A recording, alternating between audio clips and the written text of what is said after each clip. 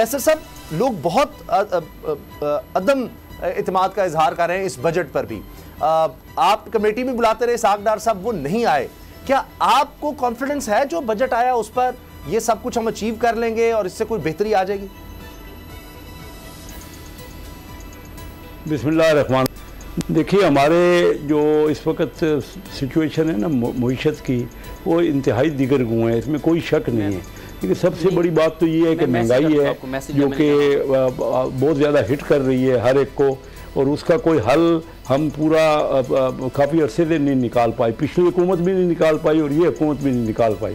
तो अब हम तो पूरा एक साल से IMF के पीछे कोशिश कर रहे हैं कि उनकी जो भी कंडीशंस हैं वो पूरी कर दें। देखिए, पिछली हुकूमत ने ना काफ़ी कुछ खिलाफ वर्जियाँ की, और अभी भी हुकूमत, वो जो IMF अभी भी हमारी हुकूमत से भी जो भी बावजूद इसके कि हम शराइत पूरी कर रहे हैं, लेकिन वो अभी भी नई शर्तें रख रहे हैं और पूरे मुकम्मल उसमें उनको इत्मीनान नहीं है। देखिए, हमारा मसला ये नहीं है जो ज़्यादा जोर दिया जा रहा है कि डिफ़ॉल्ट या नो डिफ़ॉल्ट। हमें तो अपनी आवाम का ख्याल करना है, और इस बजट में हमने कुछ डायरेक्शन, बावजूद ना वसाइल हमारे पास नहीं थे, उसके बावजूद हमने कोशिश की है कि आवाम की तरफ डाइवर्ट करें रिसोर्सेज के। जैसे आपने देखा कि तनख्वाहें बढ़ाई गई, सरकारी मुलाजमीन बहुत, और प्राइवेट भी उसके साथ साथ हम उसको भी असर हुआ, यानी कहेंगे कि प्राइवेट भी और मुलाजमीन की लाजमी तनख्वाहें बढ़ेंगी, क्योंकि तनख्वाहदार तबका सबसे ज़्यादा हिट हो रहा था। फिर बेनज़ीर इनकम, जो बहुत poorest of the poor class है, बेनज़ीर इनकम सपोर्ट प्रोग्राम में, उसको हमने पिछले साल अगर 250 अरब था तो 450 अरब कर दिया। ठीक है। फिर मैंने जोर दिया, इस बार पहली बार बजट में मेरा भी हिस्सा है कि मैं वहाँ उनके मीटिंग में शामिल होता रहा। ये देखिए, मैं कोई बजट को आइडियल नहीं कह सकता, लेकिन सूरत हाल ये है कि जो हमारे पास वसाइल थे, हमने उन वसाइल को आम आदमी की तरफ डाइवर्ट किया। जैसे कि अभी हमने जो काश्तकार है उनके लिए 50,000 सोलर हम लगवा रहे हैं ट्यूबवेल के, ताकि उनके बिजली के जो महंगे बिल आते हैं उसमें बेहतरी आ सके। और सबसे ज़्यादा जोर अपने तालीम और स्टूडेंट्स पे दिया है। देखिए, SMEs को कर्जा मिलता ही नहीं है हमारे यहाँ, सिर्फ 7%। जी ठीक है, ठीक है, ये कुछ बात खत्म कर रहा हूँ। 7% दरमियाने और छोटे को मिलता है, और 93% कर्जा बड़ों को मिलता है, और ये दूसरे हमारे पड़ोसी मुल्कों में हमसे बहुत ज़्यादा मिलता है। तो मैं यही जोर देता रहा कि जब तक आप इंजन ऑफ ग्रोथ है SME, तो SME को इस बार पहली बार हुकूमत ने जिम्मेदारी ली है कि अगर बैंक को कोई नुकसान होगा वो नुकसान भी हम पूरा करेंगे। और जो टैक्स लगाए ना वो नहायत अमीर आदमी पे लगाए, जैसे 50 करोड़ से ज़्यादा जिसकी इनकम है उसको 10% फर्दर हमने टैक्स कर दी है। फिर हमने देखो ना, पिछली हुकूमत ने तो अमीर आदमियों को $3 अरब दे दिए, जो कि आज के 87,000 करोड़ बनता है, और वो खुद कर्जा ले लिया, वहाँ फ्री दे दिया 0% पे, ऑलमोस्ट 0% पे 10 साल के लिए। ये PTI हुकूमत ने दिया, वो 87,000 करोड़ रुपया है जो कि उनको फ्री दे के कैसर साहब जो है कर्जा ले लिया, और उस कर्जे पे 15,000 करोड़ सूद भर रहे हैं। जी, अब गुजारिश है एक सवाल भी। जी सिद्दीक। जी कैसर साहब, ये बताएं कि मैं आपकी कमेटी में मौजूद था जिस दिन आपने बताया था कि IMF के साथ जो बातचीत हो रही है उसका आपको तो नहीं बताया जाता, आप एक कमेटी को हेड कर रहे हैं, लेकिन मार्केट को सारा पता होता है कि क्या बात चल रही है। और साथ ही मुझे ये भी बता दें कि ये जो मुआशी हमारी नाकामियाँ हैं, इसका जिम्मेदार आप शहबाज शरीफ साहब को समझते हैं बतौर वज़ीर आज़म, या ये इसहाक डार साहब की पॉलिसीज़ ही हैं जिनकी वजह से हमें बहुत सी जगहों पर नाकामी का सामना है? जी, पहला जो आपकी बात है ये सही दुरुस्त बात है कि IMF से जो नेगोशिएशन हो रही हैं, हम बार बार कहते हैं, हमने अपनी कमेटी में 3 बार ये रखा है कि हमें पूरी तफसील बताइए कि क्या वजूहत हैं कि हम कामयाब नहीं हो पा रहे। ये जो स्टाफ लेवल एग्रीमेंट आप कहते हैं कि हो रहा है, अगले हफ्ते हो रहा है, अगले हफ्ते हो रहा है, लेकिन वो नहीं हो रहा, लेकिन हम आपकी मदद करें। मैंने तो ये भी कहा कि कभी कोई देखा होगा ना आपने, क्रिकेट में कोई बैट्समैन अगर आउट नहीं हो रहा होता तो कैप्टन जो है ना वो बॉलिंग चेंज करता है। तो बहरहाल वो हम तो डार साहब को ये सुनना चाहते हैं कि क्या वजूहत है, उनकी क्या मुश्किलात हैं। वो हमारी कमेटी में नहीं आते, हमें पूरा एतराज़, सब मेंबरों को इस बात पे एतराज़ है। दूसरी बात जो आपने कही, इसमें देखिए सारी हुकूमत इन्वॉल्व होती है, मैं भी इन्वॉल्व हूँ, डार साहब भी इन्वॉल्व हैं, वज़ीर आज़म, लेकिन वज़ीर आज़म साहब मैंने देखा है कि नहायत मेहनत कर रहे हैं। जो मैक्सिमम पॉसिबल था ना वो वज़ीर आज़म साहब कर रहे हैं। इसमें मैं तो खुल के बात करता हूँ, आपको पता है कि मैं कोई लगी लपटी बात नहीं करता। हम पिछले 30 साल से कर्जे पे कर्जा लिए जा रहे हैं।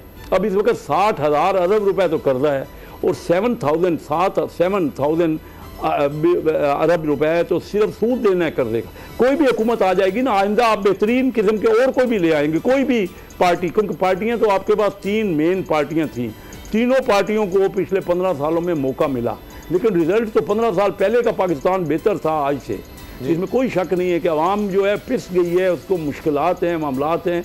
लेकिन ये कहना कि मैं किसी एक बंदे को पर्टिकुलर नहीं इसके जिम्मेदार, मैं चाहता हूं कि और ज़्यादा से ज़्यादा इंटरेक्शन करें, आपस में मशवरे करें, असम्बली में इनपुट दें। मैं वज़ीर आज़म साहब से भी कहता रहा हूँ, वज़ीर ख़जाना साहब से भी कहता रहा हूँ कि आप स्टेक होल्डर के पास जाएँ।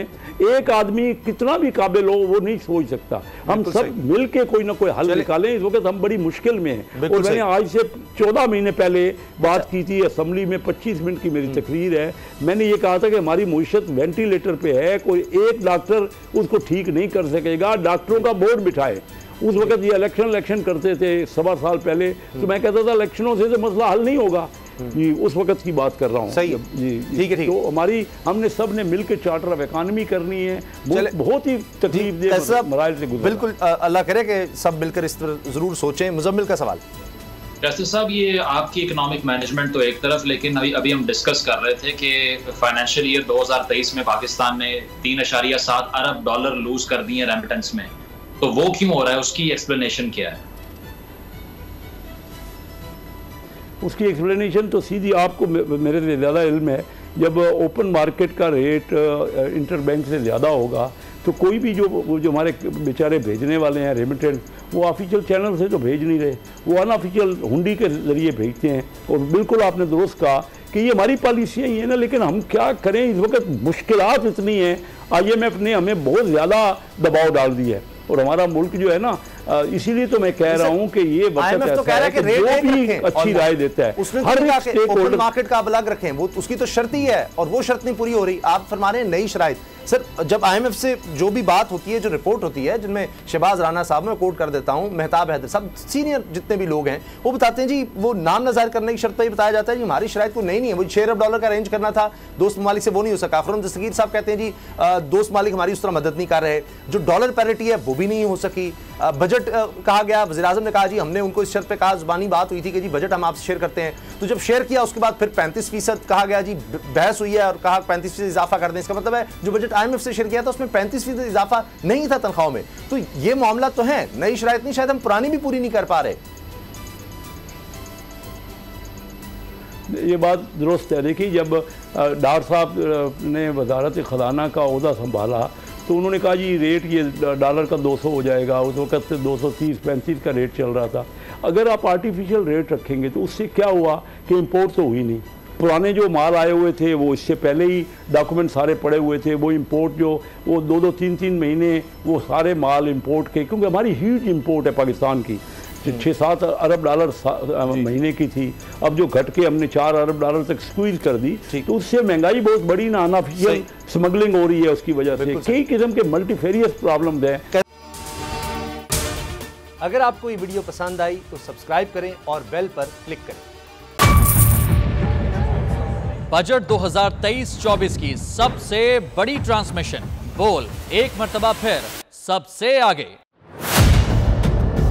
वजीर खजाना की बजट तकरीर की सबसे बड़ी कवरेज, 62% अवाम ने देखा बोल की स्क्रीन पर। Welcome back to the budget transmission. सबसे बड़े पैनलिस्ट और रिपोर्टर्स की बड़ी टीम ने बजट के लम्हे लम्हे की अपडेट से किया बाखबर अपनी आवाम को। गुजरात अदालत में यूं कह रहा हूं कि एक तरफ ये ख्वाहिश है कि लोगों को रिलीफ दी जाए, क्योंकि इलेक्शन सिर पर है, तो कोई ऐसा बजट दे जो पॉपुलिस्ट हो, क्योंकि बोल रखता है खबर के हर पहलू पर नजर। बोल है सबसे आगे, सबसे पहले। सब्सक्राइब करें और बेल दबाएं ताकि कोई खबर रह न जाए।